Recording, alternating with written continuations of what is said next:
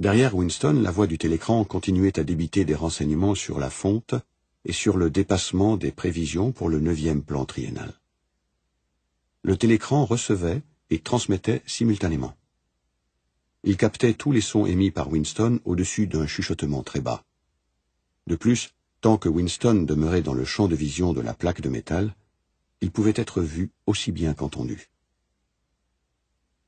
Naturellement, il n'y avait pas moyen de savoir si, à un moment donné, on était surveillé. Combien de fois et suivant quel plan, la police de la pensée se branchait-elle sur une ligne individuelle quelconque, personne ne pouvait le savoir. On pouvait même imaginer qu'elle surveillait tout le monde, constamment. Mais de toute façon, elle pouvait mettre une prise sur votre ligne chaque fois qu'elle le désirait.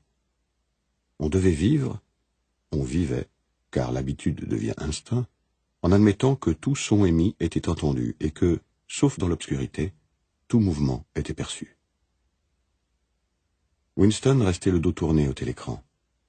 Bien qu'un dos, il le savait, pût être révélateur, c'était plus prudent.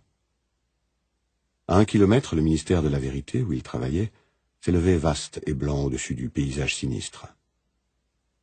Voilà Londres, pensa-t-il avec une sorte de vague dégoût.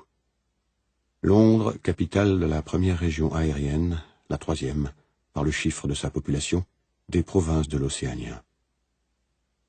Il essaya d'extraire de sa mémoire quelques souvenirs d'enfance, qui lui indiqueraient si Londres avait toujours été tout à fait comme il la voyait. Y avait-il toujours eu ces perspectives de maisons du 19e siècle en ruine, ces murs étayés par des poutres, ce carton aux fenêtres pour remplacer les vitres, ces toits plâtrés de tôle ondulée, ces clôtures de jardins délabrées et penchées dans tous les sens?